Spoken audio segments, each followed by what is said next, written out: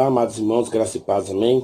Vamos para o nosso próximo apontamento, que é o vídeo 13º, capítulo do livro 19, a garantia de salvação. Esse é o tema, e nós estamos fazendo apontamento do livro O que todo presbiteriano inteligente deve saber. É esse livro aqui, ó, do Alderi, historiador da nossa igreja, Igreja Presbiteriana do Brasil. O livro todo fala sobre uma teologia reformada, que é a linha que nossa igreja segue e prega. Capítulo 19 então diz assim, amados: toda pessoa que se arrepende de seus pecados e crer em Jesus Cristo como Salvador e Senhor, pode ter certeza e segurança de sua salvação. A nossa salvação é resultado da operação da graça de Deus. A verdade, todavia, é que o verdadeiro arrependimento e a fé salvadora são dádiva de Deus. Então, o que o texto começou a dizer é que se você crê que Jesus Cristo é o Salvador, que Jesus Cristo é o Senhor e vive na cristandade, essa fé só é possível no seu coração porque ela foi dada por Deus. Então, é uma fé salvadora. E se você crê nisso, e por consequência disso, você acredita no arrependimento, né? Acredita no pecado e na necessidade do arrependimento, isso por si só também já é a obra do Espírito Santo de Deus na sua vida. Então, como essas obras, arrepender e ter fé, são resultados da operação de Deus na sua vida, o que o texto vai mostrar é que você pode ter certeza da salvação, porque a salvação não é atributo nosso, não é de nossa competência conseguir a salvação. Então, se nós temos fé em Cristo, é porque Cristo nos salvou. Então, é sobre isso que o texto vai trabalhar aqui.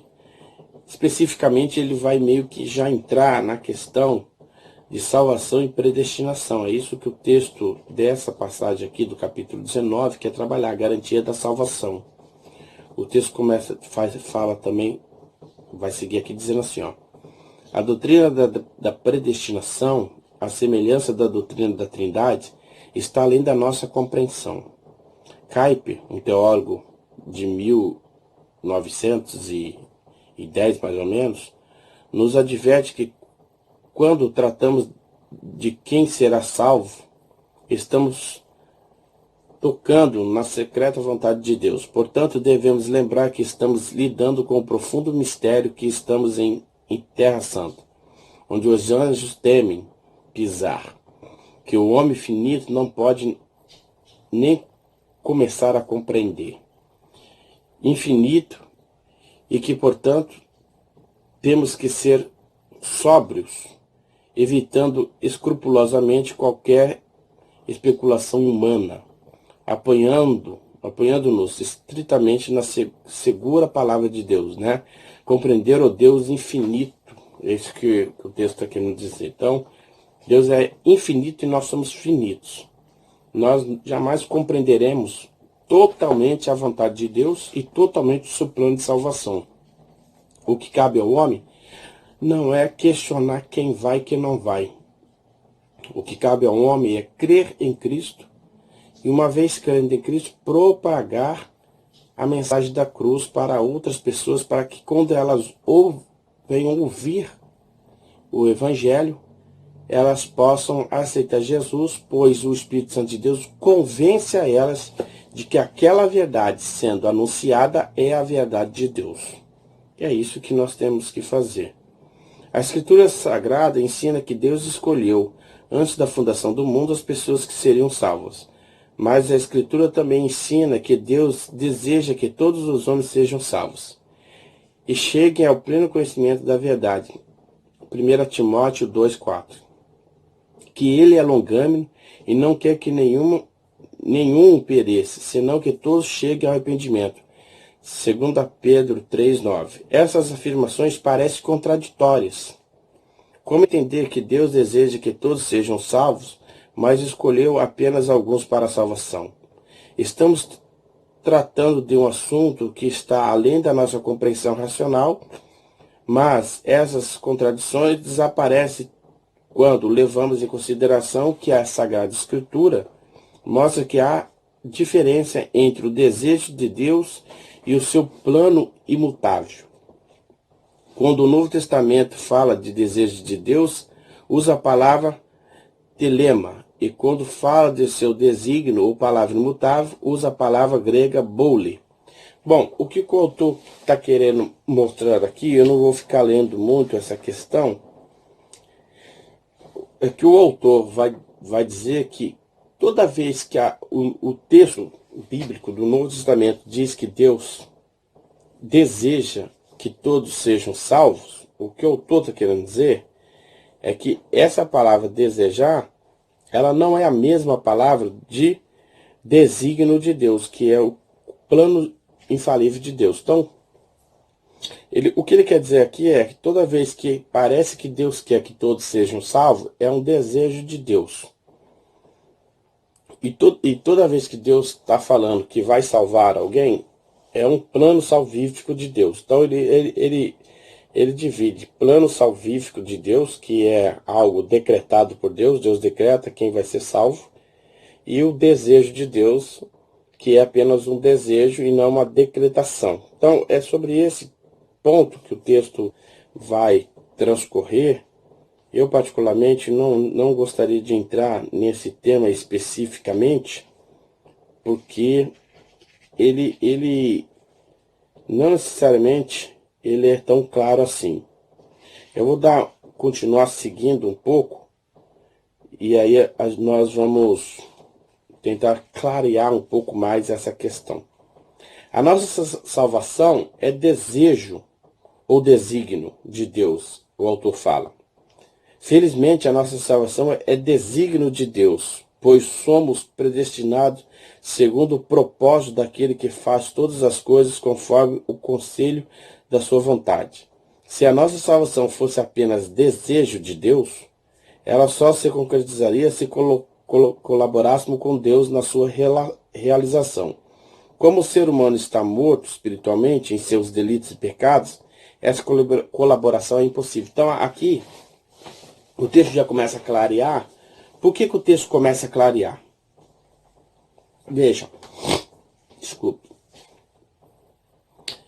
Ele faz uma separação entre desejo de Deus e desígnio de Deus.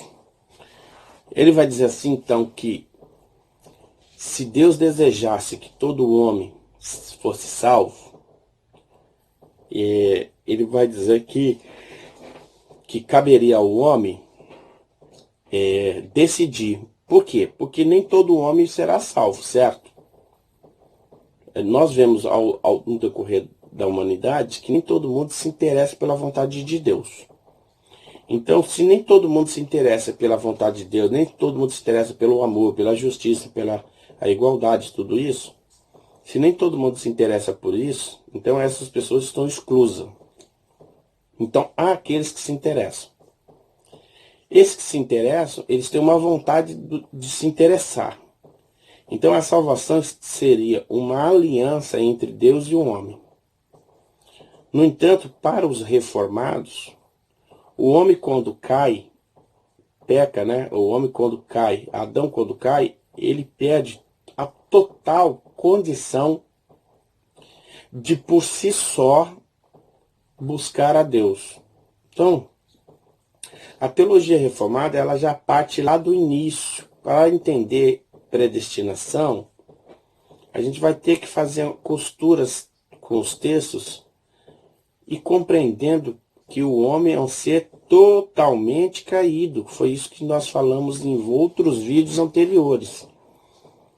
Como o homem é totalmente caído, ele não tem condição de, por conta própria, ter condições, ter dádivas, ter condições de buscar a Deus e nem contribuir para a sua salvação junto a Deus. Então é isso que o texto está dizendo. Então, como ele não tem capacidade de contribuir, e aqui não é desejo de Deus, já é desígnio. Deus determina, Deus ordena a salvação. Ele designa. Então, a salvação se torna predestinatória, porque se for da dependência do homem, muitos não seriam salvos, mesmo se quisessem. Entendeu? Essa que é a questão. Enquanto que para Deus, Deus designando, todos que desejam serão salvos. Essa que seria a intenção aqui do autor. E quem são aqueles que desejam? Aqueles que são predestinados. Essa seria a nossa interpretação en passant, né? Bem leve sobre esse assunto. Então, toda a salvação ela está atrelada justamente ao desígnio de Deus, e como Deus ele designa, ele automaticamente regenera o homem para aceitar a Cristo. E é sobre esse capítulo que o texto também vai seguir, sobre esse assunto que o texto também vai seguir, a regeneração e a conversão. O processo da nossa salvação inclui também a regeneração, que é a implantação do princípio da nova vida espiritual na pessoa que foi predestinada e que está sendo chamada pela palavra e pelo Espírito para a salvação. Podemos definir regeneração como a ação do Espírito Santo na mente e no coração do pecador, dando-lhe uma disposição santa de servir a Deus em espírito e em verdade. Essa definição é compartilhada por grandes teólogos e confirmada pelas Escrituras. Então, o que ele vai dizer aqui é que aqueles que são salvos, que aceitaram Cristo, essas pessoas elas são regeneradas pelo Espírito Santo de Deus. Elas passam a ter desejo de compreender as Escrituras, desejo de conhecer as Escrituras e desejo de praticar as Escrituras. Então, como que identificar o verdadeiro cristão?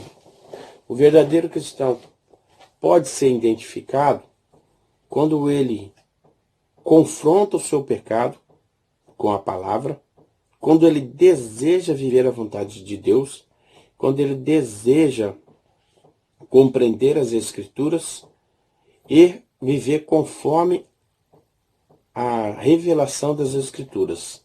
Esse seria um autêntico cristão. O cristão que aceita Jesus, mas continua vivendo uma vida errada e não tem vontade de compreender as Escrituras, a gente poderia dizer assim que ele está dando todo indício de que ele não é um cristão autêntico.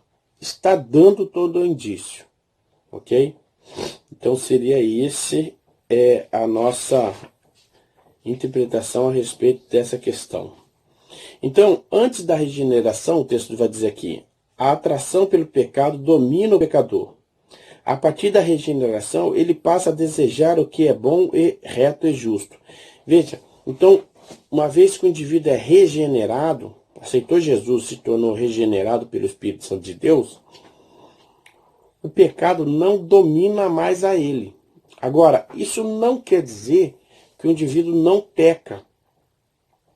O que quer dizer que o indivíduo não é dominado pelo pecado. Ele não acorda pensando em pecar, busca pecar durante o dia todo e acorda e vai dormir com um novo desejo de pecar. Essa que é uma leve exemplo nesse sentido. O cristão que é regenerado, ao longo do seu dia, ele pode pecar, mas ele não busca um desejo, ele não tem um desejo de pecar, ele não busca pecar. Ele não corre atrás do pecado. Essa que seria... E quando ele peca é por uma limitação do ser humano, pois o pecado ainda está na terra e ele convive com isso. Então ele não tem um corpo regenerado, ele não tem um corpo incorruptível. nesse sentido. Então, ele ainda não é escravo do pecado, mas ainda sofre as ações do pecado. Essa que seria a nossa interpretação para isso.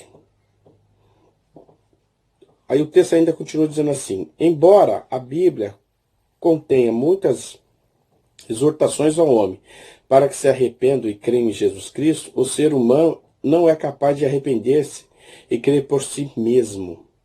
O verdadeiro arrependimento e fé salvadora são dádiva de Deus, que é o que nós já tínhamos falado anteriormente, né? Então, o verdadeiro arrependimento e a crença em Deus é um presente de Deus ao homem. O homem não consegue, por conta própria, aceitar a Jesus. Mediante o arrependimento, o pecador se desvincula da antiga vida de pecado e, através da fé, ele se vincula à nova vida em Cristo. Então, aqui eu achei interessante porque é essa relação mesmo de oposição que há no cristão. Diante do sua regeneração, né, o pecador, o cristão que era pecador, ele abandona a sua vida de pecado e se agarra numa vida em Cristo. Não? Ele morre para o pecado e na cruz ele morre para Cristo. Então ele começa a se interessar naquilo que Cristo anunciou e se interessar no plano de salvação de Deus e anunciar o Evangelho e também viver segundo o Evangelho. Aí o texto vai falar sobre justiça e segurança do salvo. Quando o pecador recebe Jesus Cristo como Salvador, ele é justificado diante de Deus, mediante a obra redentora de Cristo. Justificação é um ato judicial de Deus. Então, o indivíduo se torna justo por Deus. Deus o justifica. É um ato. Deus confere a ele justiça, confere a ele um status de justo por conta da obra de Cristo e não a dele. Então a justificação, contudo, não impede o homem de continuar pecando. Ou seja, o homem é justo porque aceitou Cristo Jesus como o seu único e suficiente Salvador. Mas ele sendo justo, ele pode ainda pecar? Pode, porque o pecado ainda está no mundo. Mas ele não pode viver uma vida de pecado. Quem vive uma vida de pecado não foi justificado. Então seria essa a questão. E aí o texto vai tentar mostrar mais outras questões, e a última dela é que ela cita o reverendo José Martins, que escreveu uma obra que chama O Homem e a Salvação. Ele aponta 7 razões bíblicas para a nossa segurança da salvação. Então ele vai falar assim, que a nossa salvação está segura em 7 pontos. E eu vou ler bem rapidinho para vocês, que é o seguinte: a nossa salvação está atrelada na segurança pelo propósito e poder do Pai, garante a nossa salvação. O propósito, né?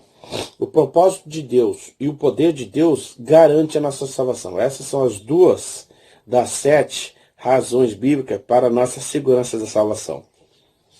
Aí ele vai dizer também que a morte, a ressurreição e a intercessão de Cristo garante a nossa salvação. O que é que garante a nossa salvação? Primeiro, a morte de Cristo. Cristo morreu por nós. E somente Ele poderia morrer por nós. A ressurreição. A ressurreição de Cristo é a prova da aceitação do sacrifício de Cristo por Deus. Deus aceita a morte de Cristo por nosso lugar, por isso Jesus Cristo ressuscita. Então, morte, ressurreição e intercessão. E a intercessão de Jesus. Jesus intercede por nós. Então, essa é a terceira, quarta e quinto elementos que garante a nossa salvação, que nos mostra uma segurança de que a nossa salvação é eficaz. E a sexta e sétima é o selo do Espírito Santo e o penhor do Espírito Santo garante a nossa salvação. O apóstolo Paulo ensina também que depois que ouvistes a palavra da verdade, o evangelho da vossa salvação, tende nele também crido, fosse selados com o Espírito Santo da promessa, o qual é o penhor da nossa salvação. É a garantia, né? O Espírito Santo é a garantia da nossa salvação, a sua operação em nós, pelo arrependimento e pelo desejo que vai criando em nós de caminhar com Cristo, e também a sua operação para nos manter em Deus, no caminho, né, da salvação. Essa sua operação, que é o seu penhor, e o seu selo, que ele nos marca como filho de Deus, isso é a garantia da nossa salvação, nesse sentido, ok? O texto em si, desse vídeo, é um pouco complexo, mas foi apenas um pequeno apontamento.